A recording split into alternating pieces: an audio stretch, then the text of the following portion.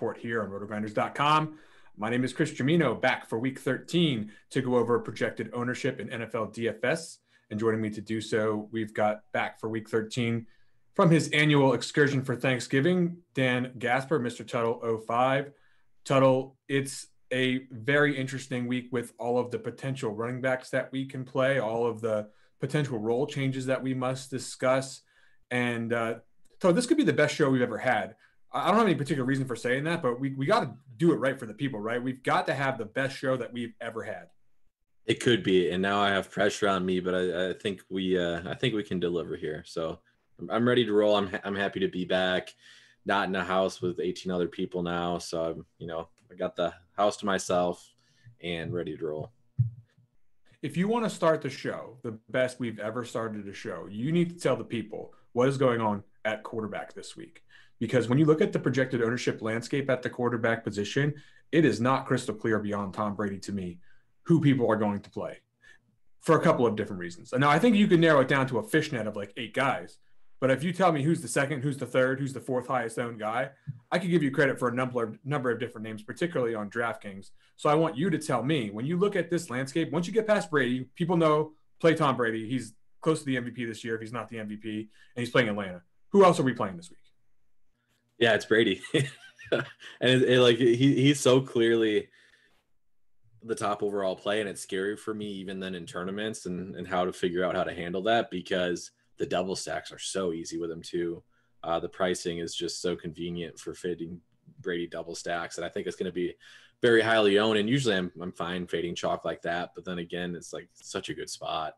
I actually sent out a tweet last week because I played Tom Brady double stacks, and Leonard Fournette had 4 touchdowns, I believe it was, 3 rushing touchdowns. And that's typically that's so abnormal to what we see with this offense, because Brady just he wants to pad his stats. If they're up late in the game, he's going to throw the ball, and that's typically what we have here. But yeah, after Brady, it is really tough. I feel like on a different week where if he wasn't dealing with injury, Jalen Hurts would be that guy. But he is dealing with injury. He's had a couple kind of meh performances over the last month. But I mean, it's the Jets, right? So I feel like on a different week, people would see the Jets. They would see Hurts, hopefully with some rushing upside against a really poor defense, and they would go that way.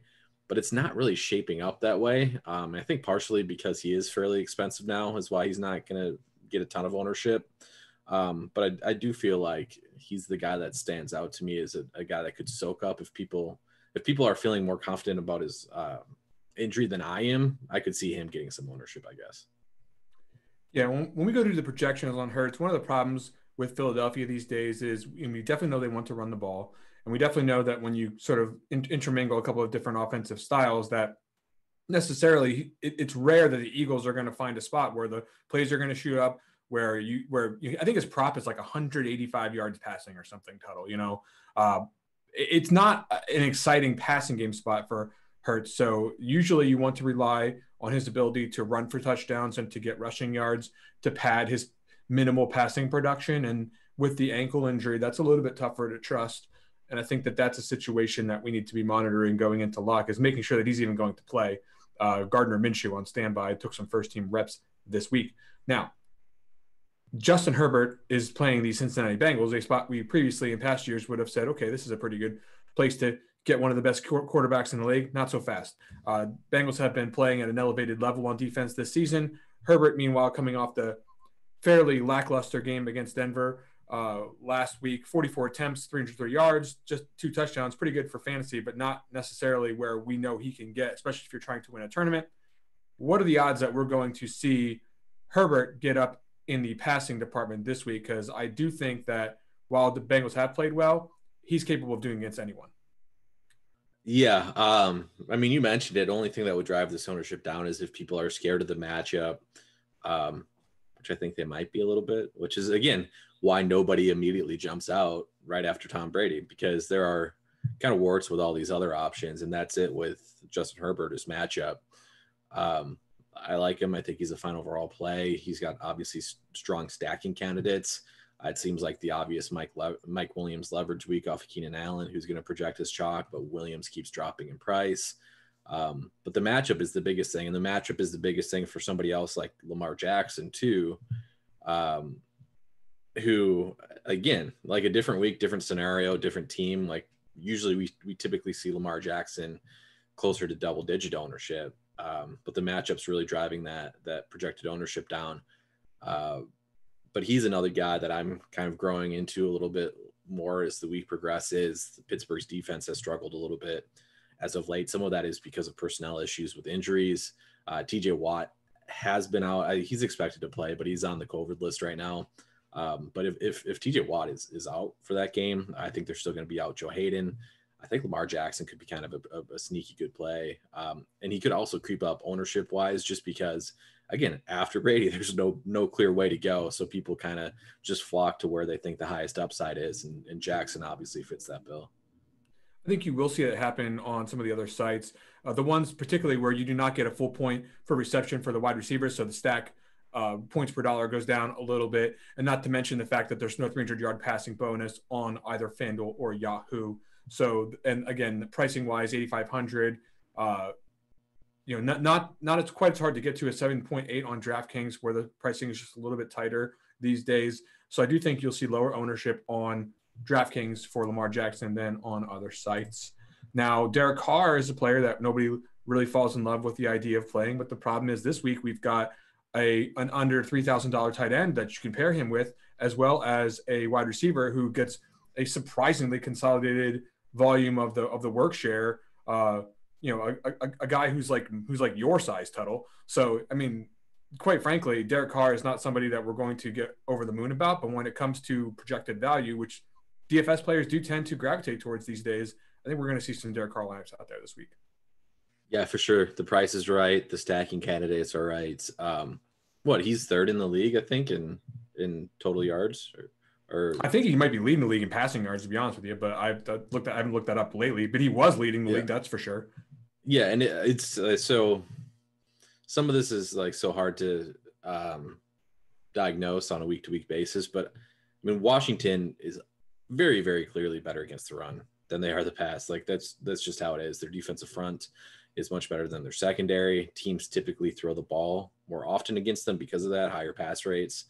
So I fully expect a higher pass rate out of the Raiders here from a guy that's not afraid to sling it. Concentrated target tree, which is exactly what you look for. You can run it back if you think Deshaun Jackson's going to score a touchdown again. Go that way with some of your stacks. So yeah, Carr is going to get, I think, a healthy amount of ownership. I think if Brady wasn't like such the clear and obvious cash game play, I would think that Carr would actually get a decent amount of cash game ownership too. Yeah, so I'm not sure the exact status of Josh Jacobs. I saw he was on the injury report this week.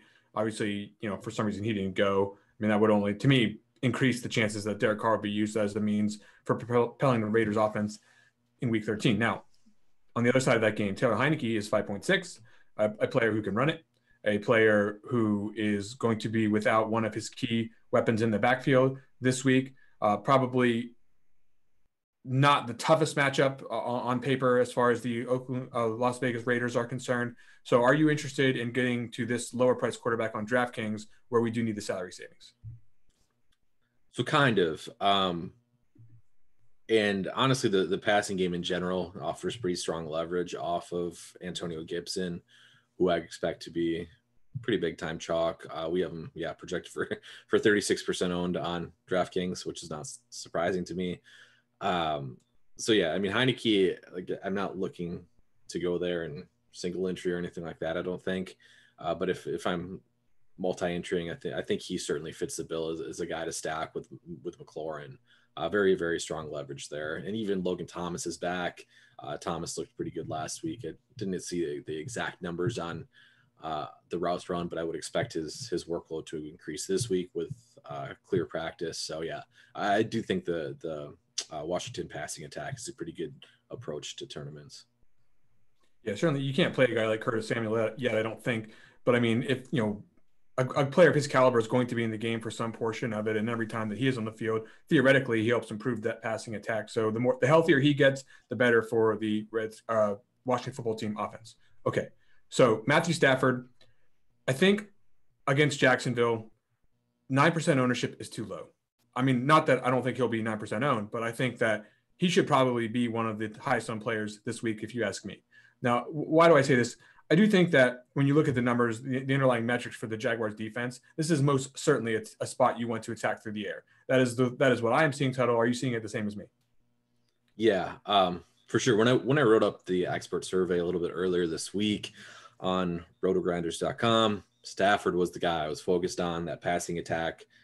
And I would say probably even more so if Darrell Henderson is out. He was, I think, didn't DNP on Thursday, limited on Friday. If Henderson's out, I would just expect them to throw the ball even more. But yeah, Stafford in this passing attack in general, what we would like and what we have typically liked with the Rams passing attack is it's very concentrated. We know who's going to be on the field. They don't mix in a third wide receiver when everyone's healthy. We don't for sure everybody's going to be healthy this week. We still got to know Odell Beckham's status. But if Beckham's healthy, like, we know it's going to be Kupp, we know it's going to be Beckham, we know it's going to be Van Jefferson, and we know it's going to be Higbee, and they're going to be on the field for 90% of the offensive plays, and that's awesome when targeting an offense to pass. Obviously, Stafford has those injury concerns. I don't think he's even on the injury report, though, but there are a lot of whispers last week about him playing injured with multiple injuries, elbow back, that sort of thing. So if you're concerned about that, like, I understand. But I think this is a great bounce back spot for the Jags. I would expect them to hang a ton of points on the Jaguars as a bounce back, 3-game losing streak, try to just get things back on track, put up a ton of points. So I do think there's actual motivation beyond just it being an excellent spot. I do think there's motivation where you could see them passing a little bit later in a game than we typically would, just because of how they've been playing lately. Yeah, I do think that the Jaguars have played in certain spots above their heads defensively, especially against Buffalo. But of course, there's been, lately, I think they can get stopped, quite frankly. That's really what I'm trying to say. I don't think that's a super hot take. They haven't necessarily shown it lately, but I do think that Stafford is in a very good position to have a high fantasy score. So ownership-wise, we'll talk about the wide receiver spot. There's maybe a guy there that you might have to worry about ownership wise, but just from the quarterback's perspective, he's got 3-4 touchdown upside easily, 300 yards, of course, if you're playing on DraftKings. Kirk Cousins, probably the last guy we should talk about here as far as chalky quarterbacks are concerned. I don't think we'll get him see him too high because the stacking options are pretty expensive here, but I think at this point in time, the secret's out. The Minnesota Vikings are just playing in shootouts like all the time. Stafford is consolidating his targets to basically Justin Jefferson and Adam Thielen. You don't see a whole lot of other action around there. And now Dalvin Cook's not going to be around. So it's pick your poison. Are you going to want to take the consolidated work share of the running back or the passing game this week, Tuttle? And I think that's why Cousins is going to be pretty popular. Which is it going to be for you? From a tournament perspective, in a game theory perspective, I think it makes a better stance to take a stance on the running back position. Because Madison, we've seen him in the spot before. He's absolutely dominated. He's absolutely dominated touches. He's absolutely dominated work share. He is a lot more involved, or he was in those games a lot more involved as a pass catcher too than what we typically see with Dalvin. But he's not going to be like super chalky just because the sites did a pretty good job of pricing him up. We have Madison projected right now for 18% ownership on DraftKings and 9% on FanDuel. Again, like under 10% owned for a guy that has seen his type of workload in the past. I know there's some talk about what's the guy's name? Nene? Is that his Keeney. He got robbed of his preseason due to an injury. The secret was kept deep, dark underground about what that guy can do as an athlete. And we've seen it on the kick returns lately. I wouldn't be like stunned if he played a couple snaps, but it's nothing to worry about for me. Yeah, and I agree with that. I don't think it's anything to worry about either. So anyways, long story short, I do prefer taking a stance on Madison over taking a stance on Cousins. I do think game flow will dictate that they can do that too. I think a more run heavy approach. Typically when we see them go pass heavy, they're playing from behind, which I don't really expect this week. So yeah, I think Madison's the better stance there in tournaments. Yeah. So moral of the story here at quarterback, Tuttle, is we've got Tom Brady, who should be pretty popular. I don't think he'll run away with it above 15% or anything like that. I mean, if he, maybe in some of your higher dollar contests, 20% tops, that's pretty high for a quarterback, but I don't think you're going to see anyone else really come into the range where we're making a strong decision about who to play based on the quarterback alone. Now, if you want to talk about that entire stack, we can get into that with some of these guys at the wide receiver position because there's not too many to go with. However, at running back, man, the folks at Thrive Fantasy this week setting the props at running back, they got the work cut out for them narrowing down who the stud players are going to be because That's all you can play over at Thrive Fantasy Title. Come prop up with them this season, by the way. It's an esports and daily fantasy sports app. I just saw the founder at an esports speech this week in New Jersey at a conference, and these guys, they got it together. They know what they're doing. You're going to want to go over to Thrive Fantasy and eliminate the amount of research that you're doing on all these running backs. They're just going to do a focus group of 20 players. That's it, Tuttle. Pick and choose 10 out of those 20 players in terms of player props. So over, under, all those types of things that you're used to in the sports betting market, do it over at Thrive Fantasy to make a fantasy lineup of sorts. Each prop is going to be assigned a value for that over and under. You pick which way you think it's going to go, hit the most props, and you can rack up points to win your share of the prize pool. Go over, use promo code GRINDERS. When you sign up there, you'll receive 100% instant first deposit bonus match up to $250 plus 2 free $20 contest tickets. You'll get that with a $10 deposit. But if you deposit $100 to $499, you'll get 4 of those tickets. If you deposit $500, you'll get 6 of those tickets. So go download the Thrive Fantasy app on the App Store or the Play Store. Visit the website, thrivefantasy.com. Sign up and prop up today.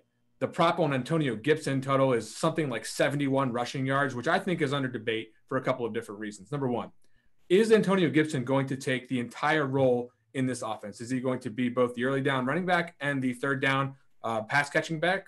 Or are they going to do what they said in the media and use Wendell Smallwood, who has exactly 2 snaps in 2 seasons? So there's some players out there, Tuttle, who have more COVID contractions than snaps as Wendell Smallwood in the last 2 seasons, and yet people are out there saying that he's going to be the passing down back for the Washington football team. They got Jared Patterson, who people say can't catch passes, yet in preseason he caught passes. So what are we doing here, Tuttle?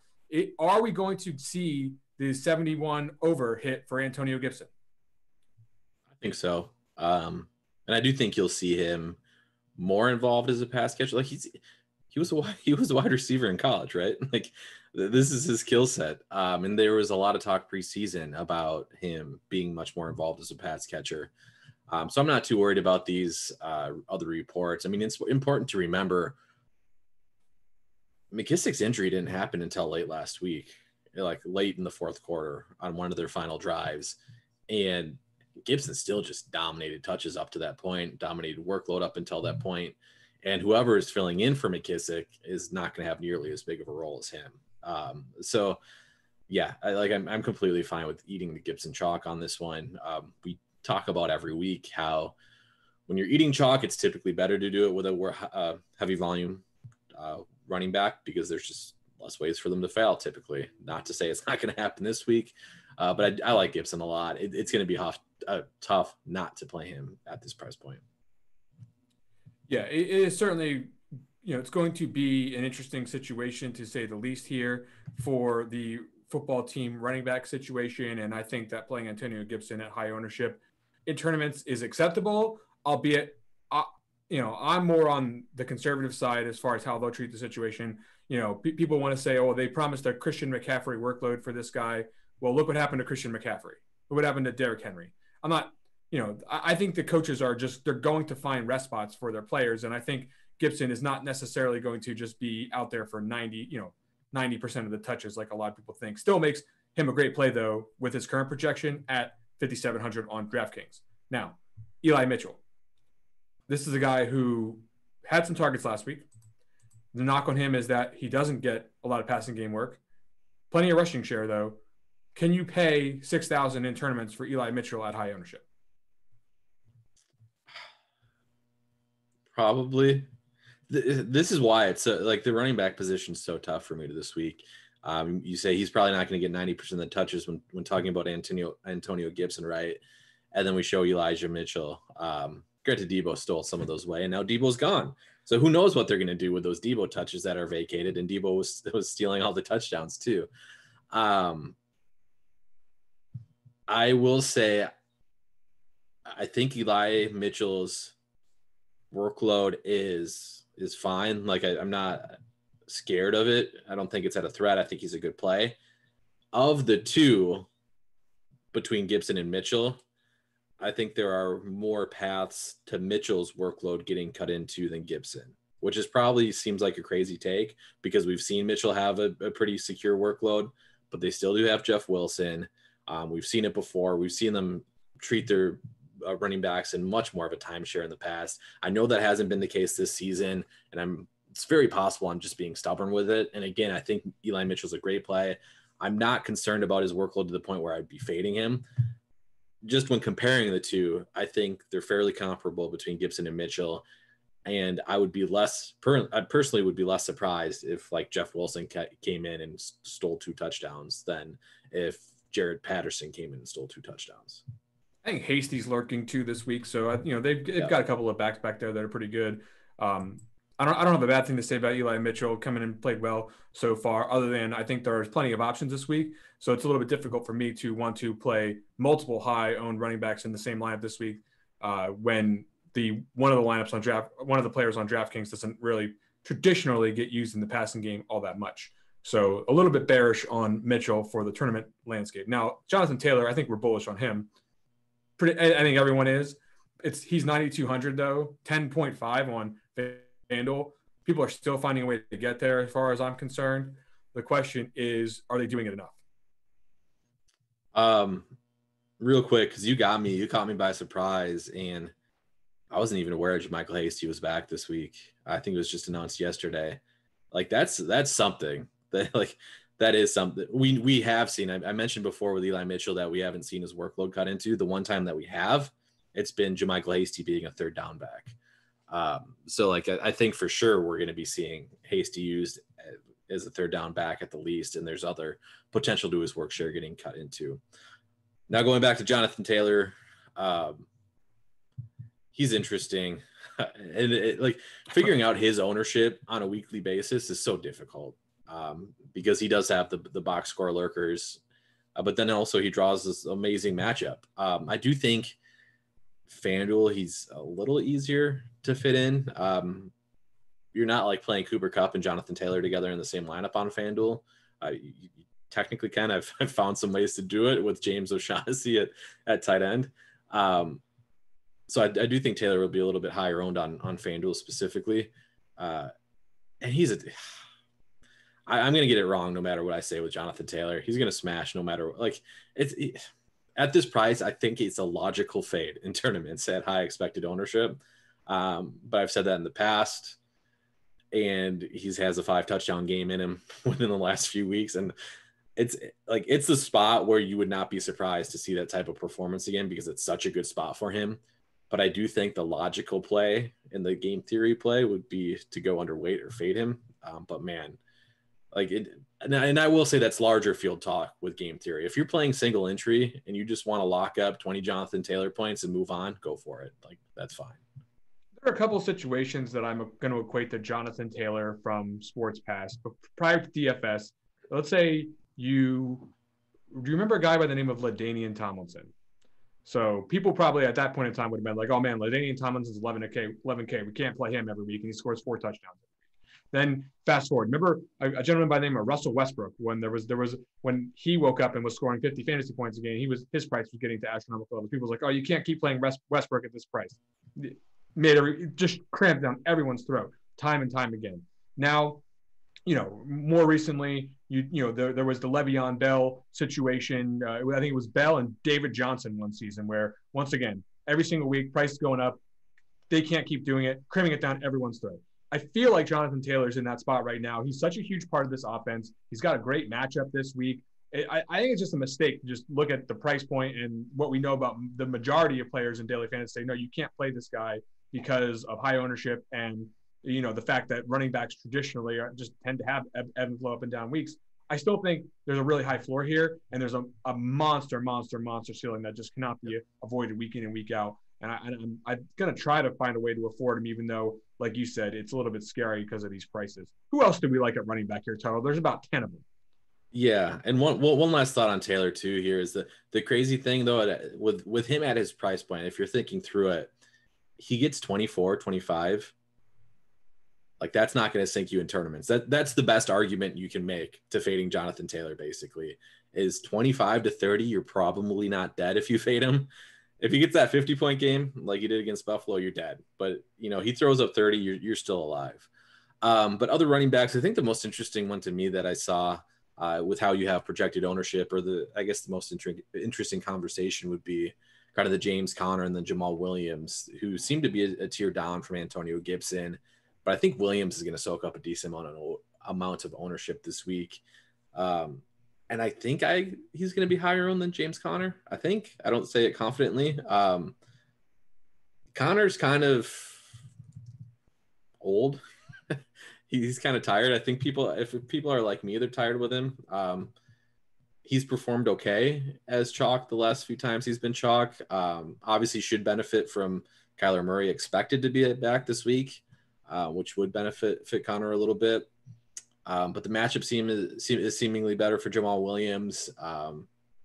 So I kind of think Jamal Williams will leapfrog Conner at a lower price point in terms of ownership. And I do think Conner's probably the guy that I'm fading of the higher owned low price running backs. But that's the interesting conversation to me, is where Madison's ownership comes out,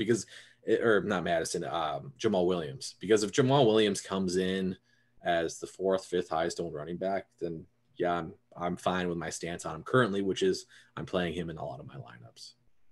Yeah, I think the problem is just because pricing's done so well as usual, you're not going to be able to fit every single thing that you want in a lineup. So it's going to force you down into start to considering Jamal Williams and James Conner. And if you're coming off Gibson and Mitchell at all, which the ownership does imply is going to happen quite a bit of the time. I mean, you're going to have to go to guys like Conner and Mitchell, or Conner and Williams down here. It's not as easy to get to 7.6 for Alexander Madison and Leonard Fournette. So I do think that you'll see ownership on Conner. You might be right that it could be Williams that's ahead of him, but I still nonetheless do think that people will find a way to play Conner at some reasonable percent based on the projection that he's seeing this week against the Bears. Now, once you get past Leonard Fournette, I think, who I have a roughly 15% owned right now, I think it starts to get a little bit sketchy as to whether or not people will actually click the button. Are people going to click the David Montgomery button, Tuttle? Are people, if Henderson is acting, are people going to click the Henderson button against Jacksonville? Are people going to be able to afford Joe Mixon at 8.1? These are the questions that I have. What say you? Yeah, the Mixon Eckler, I don't think you can afford. And any other slate, they'd be strong plays, and they'd be strong tournament plays. I would be playing Mixon over Eckler personally in lineups if going that route. Some of the other guys you mentioned, nobody likes playing David Montgomery. He's still the guy. I think he's a fine play. I think he's a fairly comparable play to a lot of these other higher owned guys. So I think that's an interesting pivot. He's not as exciting, but I do think he's a fairly comparable play. Saquon Barkley is a guy that I wrote up on the expert survey. I actually replaced him with a bit of a spicier take, because I didn't think the Barkley take was spicy enough. But Barkley was a guy that I had written up as a strong tournament option, and I still think that's the case. We saw his workload increase last week. We've seen him evolved as a pass catcher. The matchup's fine on paper against Miami. Like any other week, if we thought we were going to get 15 to 20 touches out of Barkley in this spot, he'd probably be, double digit ownership, and that's just not going to happen this week. So yes, I mean, that's the crazy thing about this week. We do have pretty good overall plays that are going to come in under 10% ownership. Myles Gaskin, another one of those guys. The guy can't get yards, but he can score touchdowns. And now Phillip Lindsay's out of the equation. I think he's listed as doubtful. Lindsay did eat into his workload a little bit last week, but we've seen in the past, they don't really want to run Salvin Ahmed. They don't really want to run Patrick Laird. So with the current setup, I think you could be also looking at a pretty good touch floor here from Gaskin, especially if the game flow breaks his way. So Gaskin's another guy that I think is worth having some exposure to, and another guy that I think would be in the double-digit ownership on any different week. So I want to mention one more thing before we move on here. As far as potential options to be high owned, I do think that the slate could get a little bit of a twist if Henderson is in fact ruled out. Now that news may not come. Yep. It's going to have to be in one of these Schefter bombs, or Ian Rappaport or one of these guys tweeting it overnight. But we could hear that Henderson's out, and Sonny Michel would end up being a guy who would end up getting a lot of ownership against the Jaguars. So that's something to watch out for here when you talk about projected ownership for Week 13. Also available for Week 13 is the DFS OGs League. You're going to want to go over to our homepage and find the link to that contest. Get in there and play against Chop, Noto, Beer Makers Fan, sign up for the OGs contest this week on our homepage and kick their asses. All right, let's get into the wide receiver position. Cooper Kupp, clearly the best play in terms of fantasy points. I don't think anyone's even close. Yeah, I have him. Our projections have him set, almost 7 points higher than Keenan Allen, and that's a big difference. I think that the ownership gap could actually be bigger as a result of that. It just depends how the contest you're playing in wants to value the PPR format and what he's done so far this season. Personally, I think it's worth it, but you can't afford everything. You're not, like you said, you're not going to get Jonathan Taylor and Kupp in the same lineup most of the time. I think it's a worthy spend. What say you?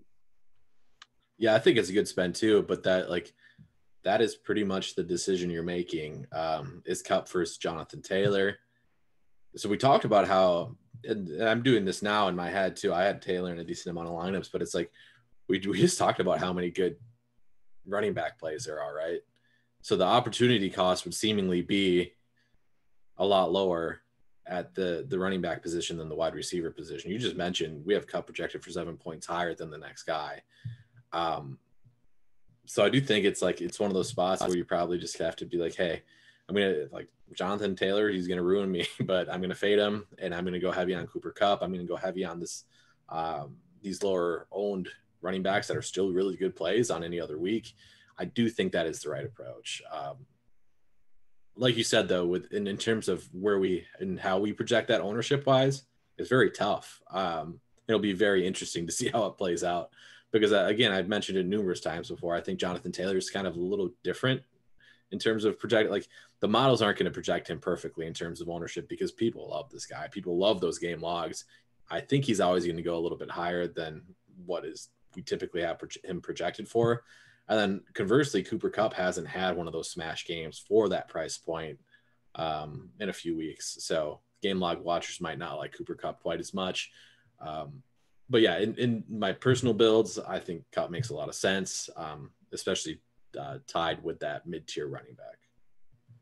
If you're like a Vegas guy, a props guy, 96.5 yards, the prop for Cooper Kupp, that is massive, absolutely massive for a wide receiver. If you're like a matchup guy, our power rankings are showing the opponent pass, at the bottom three for the Jaguars. The pressure, the sacks, not very good for the Jaguars. Their ability to get to the passer. The Rams, likewise, very good at protecting the passer. Going to be a lot of time for Stafford to stand back there and find Cooper Kupp, and I think it's going to happen a lot. Michael Pittman is, not my favorite guy to get excited about, but it's against Houston. So how are we going to contend with this? If we're not playing Jonathan Taylor in our lineup, are we pivoting right over to Michael Pittman? I want to say yes, but then he's such an obvious leverage play that it's not like it's going to be low owned, which is exactly how we have it projected here.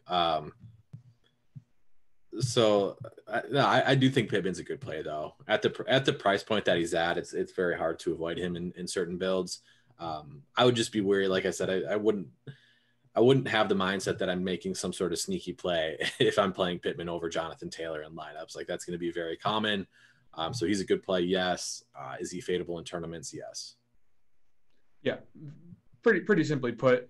I will note one thing. I think T.Y. Hilton did some stuff last week, got in the end zone, but that was a situation where you would expect 3 wide receivers to be on the field in that matchup. I do not expect the Colts to want to have 3 wide receivers on the field quite as much this week. So I think you'll see a lot less T.Y. Hilton, which is probably good news for a guy like Pittman if you're looking for any kind of box to check as far as why he could see a more consolidated view of the targets.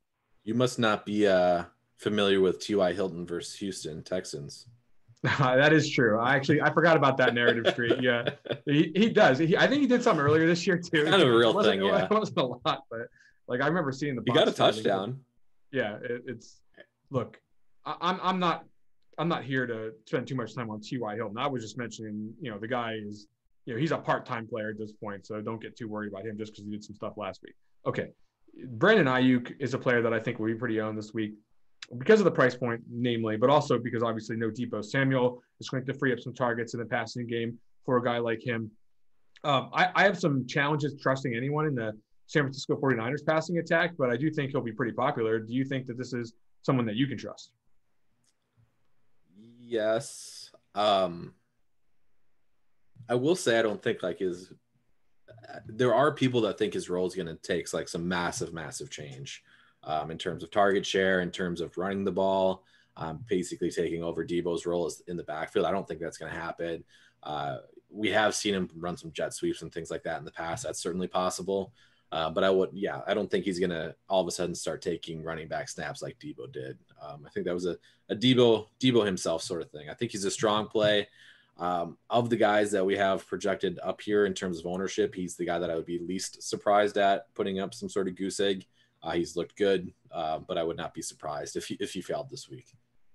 Yeah, I have some trust issues with this game environment in general. I'm not so sure if the 49ers versus the Seahawks is going to yield a shootout for tournaments, but that doesn't necessarily mean that I couldn't get there with some consolidated work share. It's just, it's not something I'm falling in love with the ownership starting to creep up on him. Hunter Renfrow, another player that I struggle when I see high ownership because I do see production lately. That's on one hand, right? We do see since we lost Henry Ruggs, since now with Darren Waller out, we are seeing target share. But the problem is we're not really seeing like through the ceiling kind of fantasy performances for this guy. And for what it's worth, I'm just more interested in letting other people test these waters or with a slot receiver versus trying to find the first time that this guy hits 30 fantasy points. Talk to me about that. I have a slightly different viewpoint than you, and that's mainly just because he's still cheap. Like he's not breaking the box score, but he's getting production at a price tag where it can be difficult to get production. 6,400 on FanDuel, 5,800 on DraftKings, where he's could shine in the spot in terms of PPR.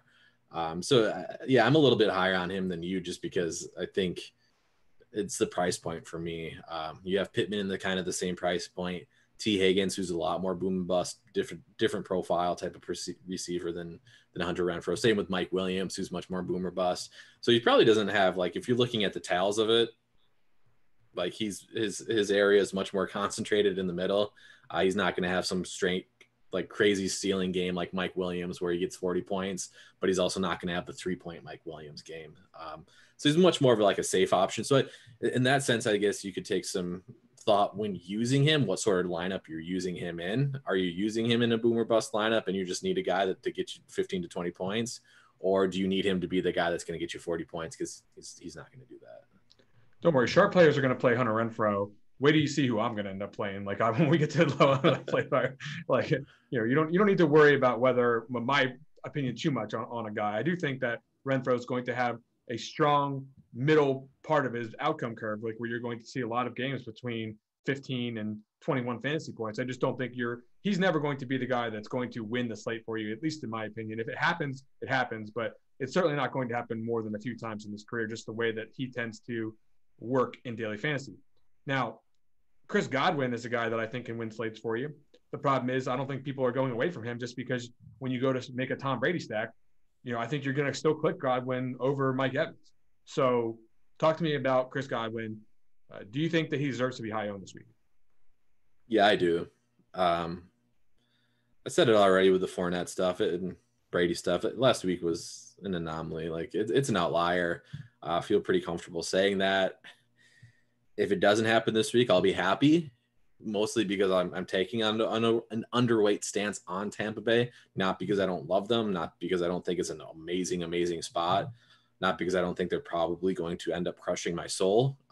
Strictly an ownership thing. Like you just gotta, it's one of those spots for me that they're going to be so high owned and the double stacks are going to be so high owned that I think it just makes sense to look elsewhere. But Godwin's an excellent play, cash game staple on a weekly basis, basically at this point.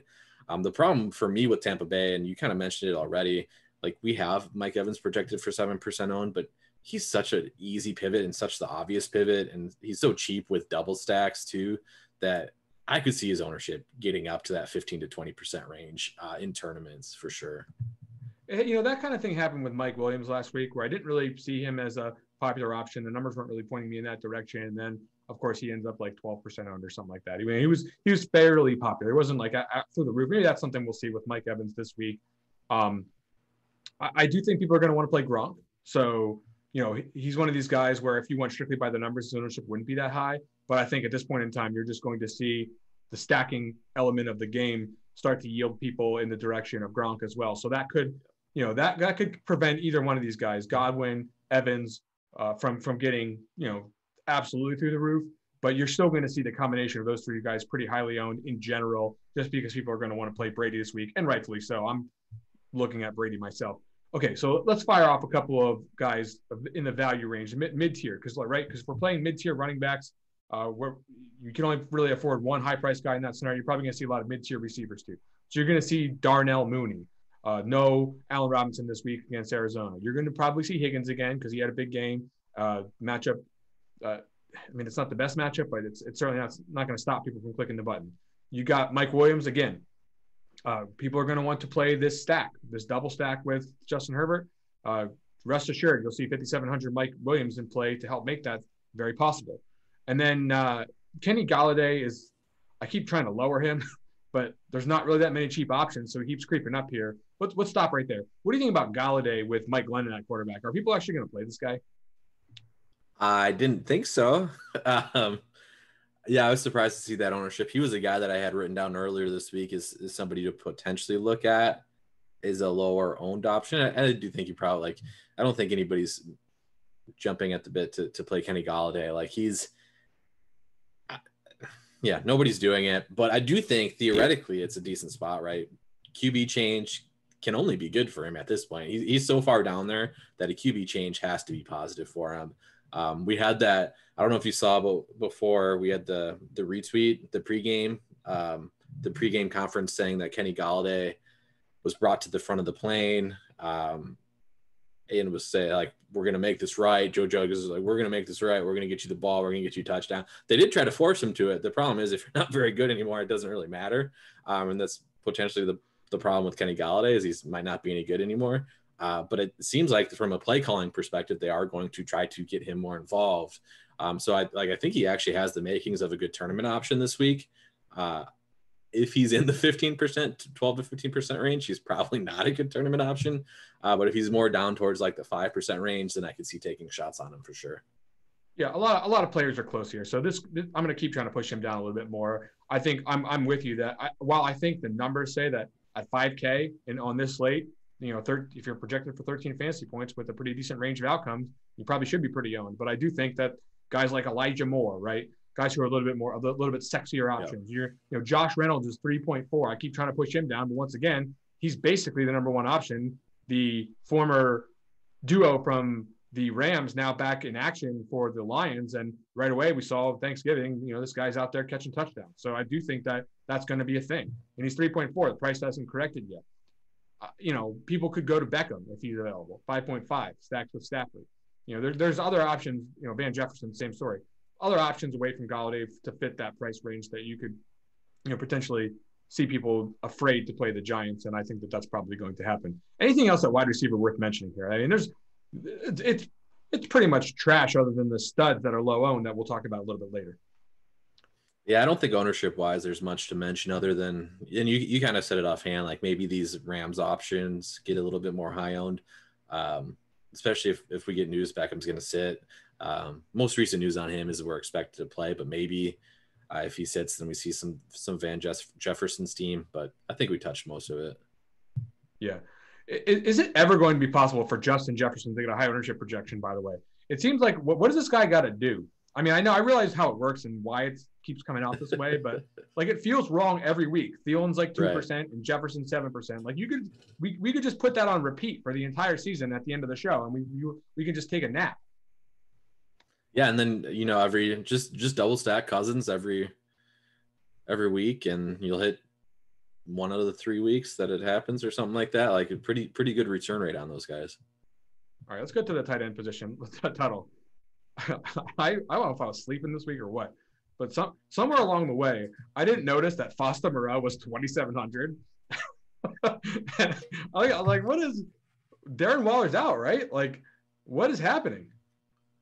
Yeah, it's Moreau's ownership is going to be one of the more interesting case studies for me in terms of we should legit have somebody look into basically how late breaking news affects ownership, because I don't know if you remember when Waller was out however many weeks ago, and Moreau was 2,500, and he came in like 6-8% owned, something like that, Yep. and smashed. Whereas now we're projecting him for 27% owned. So I do think it's actually a pretty interesting case study on how when you have a whole week to think about it, and you have a whole week of people touting a person, how much that affects ownership, because he is going to be significantly high owned. I think rightfully so. I mean, we mentioned it with Hunter Renfrow. There's just so few places to go with the ball, right? Like Zay Jones is terrible. Deshaun Jackson's only going to get a deep throw here and there. There has to be somebody that's going to get targets other than Hunter Renfrow. So for 2,700, he's going to project well, and he's going to be chalk. There are paths to failure, obviously, which makes this position pretty interesting in terms of ownership then, because, we do have some fairly high upside options. Gronkowski, you have highlighted as a guy that's going to be coming at ownership. But for me, George Kittle, we talked about Deebo Samuel's absence and how that affects Brandon Ayuk. And I do think the common approach is people are going to jump on Ayuk before George Kittle. But give me Kittle in this spot as leverage off of Ayuk. Give me George Kittle in the spot as leverage off a cheap tight end that might not do anything.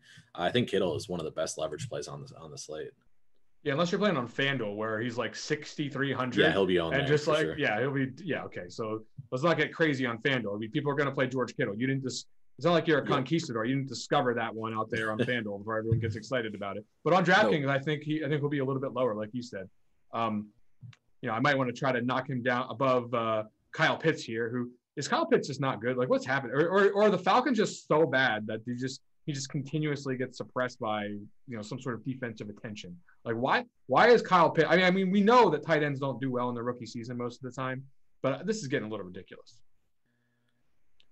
It's very underwhelming, but also Russell Gage, Tajay Sharp, Olamide, Zacchaeus. Like, when you have defenses concentrating on you as the top pass catching option, and those as the remaining options that could potentially get the ball, they're going to concentrate on you because you're very clearly the best option to throw the ball to.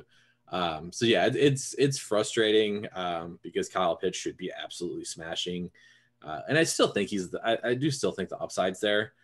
It's just, he's like, we talk about Bill Belichick being the talking point of always taking away the top weapon. When you're the only weapon on offense other than Cordero Patterson, like Cordero Patterson's obviously a weapon, but when you two are the only guys, it's pretty easy to game plan to take you guys away. Yeah, someone should tell these people about Cordero Patterson that they're taking away Kyle Pitts. Like, I mean, not that it's really mattered. The Falcons stink, although they have more wins than I thought.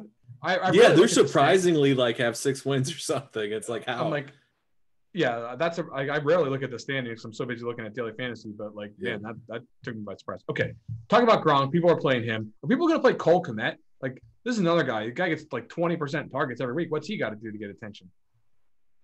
Yeah, and I don't think he will get ownership. I mean, I think probably pretty close to what you have him projected at. And he stands out as a better play on DraftKings. But yeah, he was targeted so much last week, and I think he'll continue to be targeted because kind of similar to what we just talked about with Moreau and then even Pitts, like there's no other place to throw the ball in this offense other than Darnell Mooney. So Mooney and Kmet are going to continue to get a ton of the targets. I think Marquise Goodwin's out again this week. Like they're running bodies out there at this point. So yeah, Kmet's going to see a ton of targets. Darnell Mooney's going to see a ton of targets, and Kmet is a good way to get some leverage off the Moreau chalk as well. I think at very meaningless $900. Like, you can make that work pretty easily on DraftKings this week. Here's how this is going to go. You're going to see Kmet with 7 catches for 75 yards in between the 20s, and then touchdown Jimmy Graham. Here we go. Let's get it going. He's so annoying. And they try to force feed him the ball in the end zone too. They got to get those Jimmy Graham touchdown looks. Oh, remember? I think someone will probably mention he used to play basketball 20 years ago.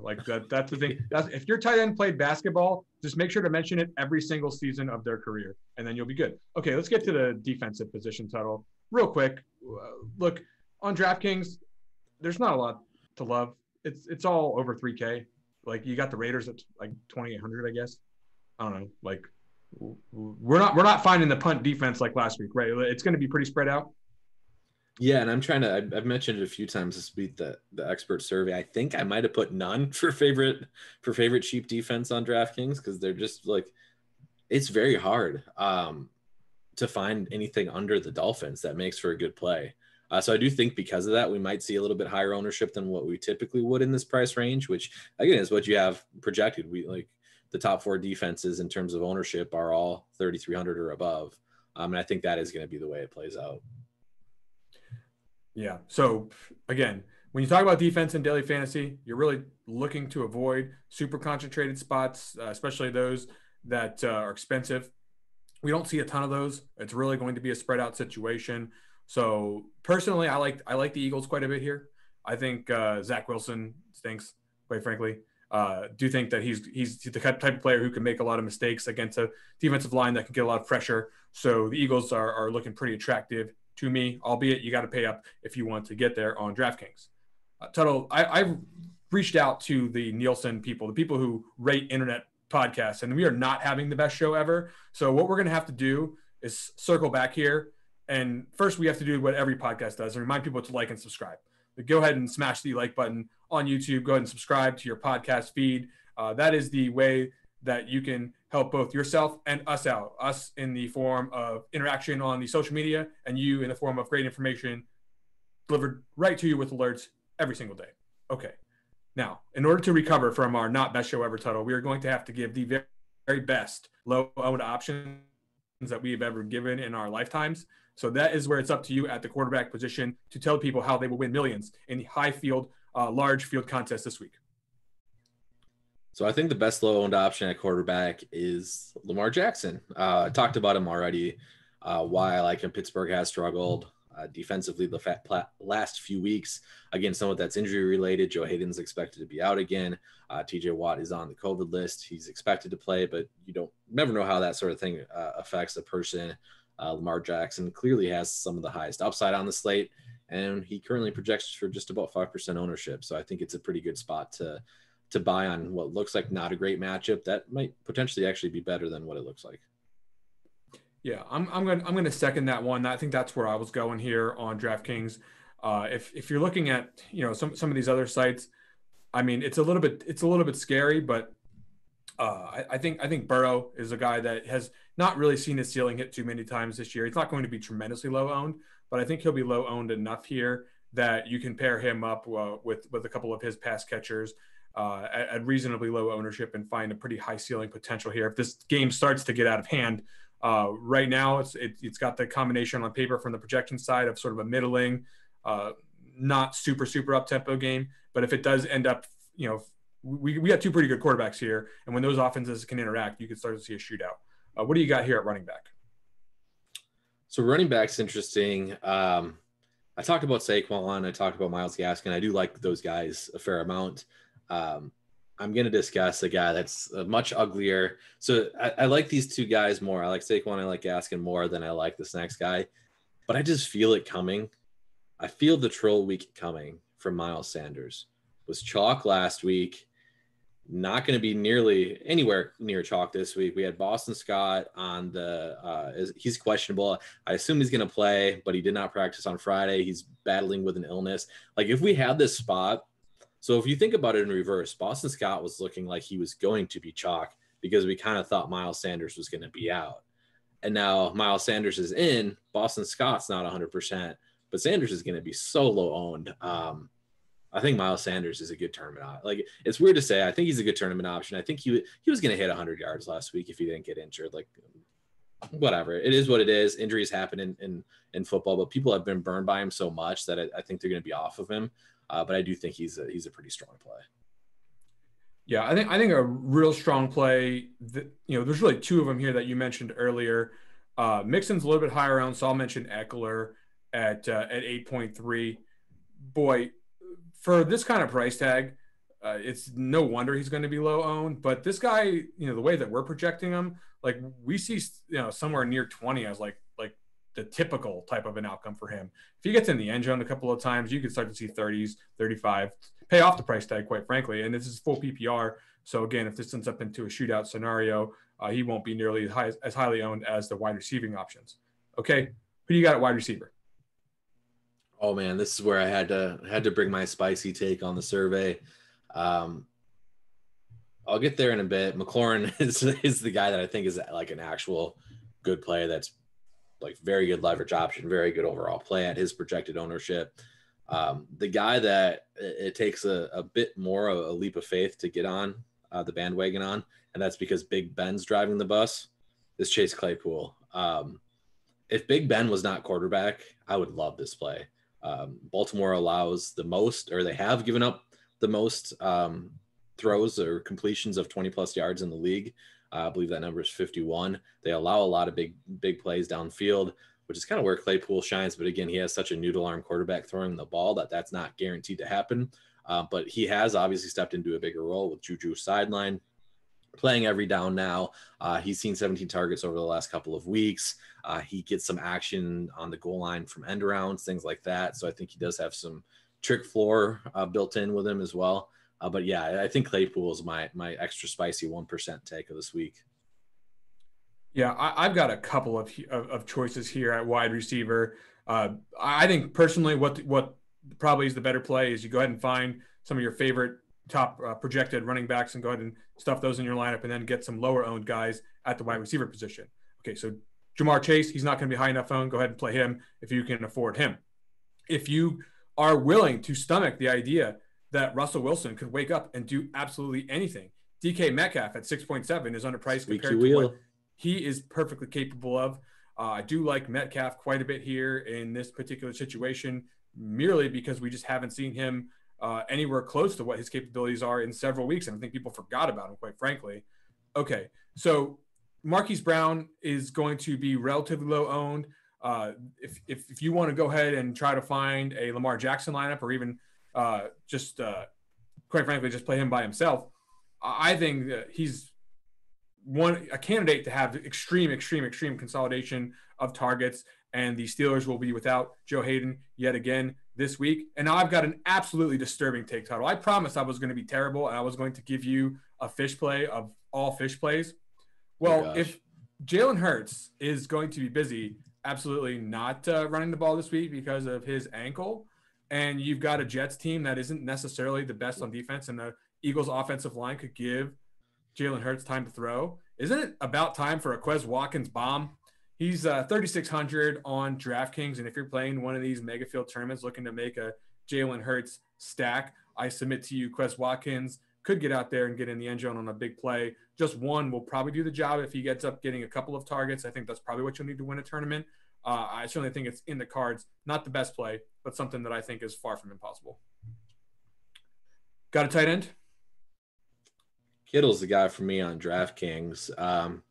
Mentioned he's not going to be overlooked on FanDuel, so don't think you're going to get him at low ownership there. But I think he's one of the best leverage plays on the slate on DraftKings. And he is the only guy that I had written down. Yeah, I think that's a perfectly solid take here on DraftKings. Boy, it's tough out there, but I'm going to go ahead and mention two guys that I think are really good football players that are not going to have ownership. Mark Andrews, again, situation where even if we start to see him creep up into 3, 4, 5% range in Lamar Jackson stacks, which I don't think is going to happen on DraftKings, quite frankly, he can have monster games. And I think that is arbitrage on a very consolidated tight end position this week. Also, TJ Hawkinson, boy, the Vikings tend to have these games, Tuttle. If the Lions are actually able to move the ball at all, and people are all over Jamal Williams, the touchdowns go to Hawkinson. You might be glad you paid 5.2 for him and giving yourself a much different roster construction than everybody else. Folks, that is going to do it for the ownership report in Week 13. I wish you the best of luck in all of your contests. For Dan Gaspar, Mr. Tuttle 5, I'm Chris Gimino. We'll be back again in Week 14. Go win something.